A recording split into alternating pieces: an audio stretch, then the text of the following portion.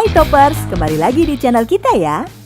Walaupun tidak menciptakan alat tempur secanggih Rusia, Amerika Serikat, ataupun Jepang, Indonesia memiliki pasukan elit yang kekuatannya tidak akan dipandang sebelah mata oleh dunia. Salah satu buktinya melalui siaran pers Dinas Penerangan Armada Timur pada hari Kamis 12 Mei 2016 yang lalu, pasukan khusus TNI AL Denjaka atau Detasemen Jala Mangkara mendapatkan pujian di dunia internasional. Bersama dengan pasukan khusus Angkatan Laut Rusia, mereka berhasil melewati operasi latihan bersama Asian Defense Ballistic Meeting plus Maritime Security and Counter-Terrorism Exercise 2016 atau ADMM plus MS&CD Exercise yang diselenggarakan di Brunei Darussalam dan Singapura. Prestasi ini tidak mengherankan disebabkan pasukan Denjaka memang merupakan salah satu pasukan elit milik Indonesia yang paling kuat. Bahkan dapat dikatakan Denjaka merupakan pasukan elit terbaik di Indonesia. Berikut ini adalah merupakan deretan fakta yang menyebabkan Denjaka pantas mendapat julukan tersebut. Sejarah awal pembentukan Denjaka. Pada awalnya, sebuah organisasi bernama Pasukan Khusus Angkatan Laut atau Pasusla dibentuk untuk memenuhi kebutuhan Angkatan Laut, menangani ancaman aspek laut seperti terorisme, sabotase, dan lain sebagainya.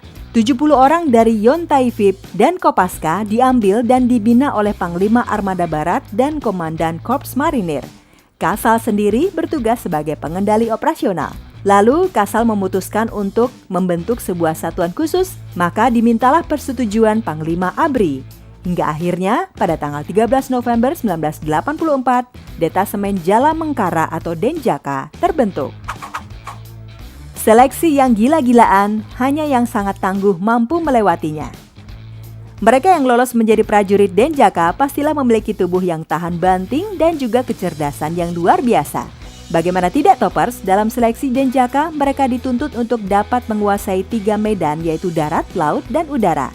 Mereka harus mampu terjun dari ketinggian, bertahan hidup di hutan, dan lincah di lautan. Saking gilanya seleksi yang dilakukan, bisa dikatakan kalau mereka dapat hidup walau dilemparkan ke laut dalam keadaan tangan dan kaki terikat. Dalam seleksi Denjaka tidak semua prajurit lolos. Dari ratusan atau ribuan, mungkin hanya puluhan bahkan belasan yang bisa lolos. Mereka harus lolos kualifikasi Taifib dan Pasca sebelum lanjut, dan yang gagal maka mereka akan dikembalikan pada kesatuannya masing-masing. Layak dapat sebutan pasukan elit terkuat di Indonesia. Di Indonesia disebutkan terdapat 5 pasukan elit yang kuat yaitu Den Bravo 90, Kopassus, Kopaska, Yontaifib, dan tentu saja Denjaka. Di antara kelima pasukan tersebut, Denjaka merupakan yang terkuat karena satu orang prajurit Denjaka memiliki kemampuan dan kekuatan setara dengan 120 prajurit TNI biasa. Tugas pokok Denjaka adalah menangani sabotase, teror, dan juga clandestine, sebuah operasi intelijen rahasia. Walau merupakan bagian dari TNI Angkatan Laut, prajurit Baret Ungu ini juga bisa beroperasi di udara dan juga di darat. Deretan operasi yang pernah dilalui. Segala aktivitas yang dilakukan Denjaka bersifat sangat rahasia, dikarenakan itu sangat jarang sekali tersebar luas. Meski begitu, terdapat beberapa operasi yang juga melibatkan Denjaka seperti operasi SAR AirAsia KZ8501 pada akhir tahun 2014 lalu.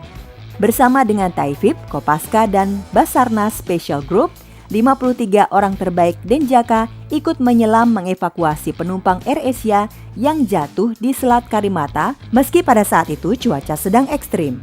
Pada bulan Maret lalu, kapal perang dan pasukan Denjaka juga sempat dipersiapkan untuk membebaskan 10 WNI yang disandera oleh Abu Sayyaf di perairan Filipina.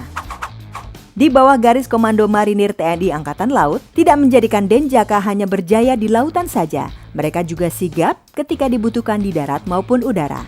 Dengan seleksi yang tidak bisa dibilang manusiawi, justru kesangaran itulah yang menjadikan Denjaka layak mendapatkan julukan sebagai hantu laut dan pasukan elit paling kuat di Indonesia. Satya Wiradharma.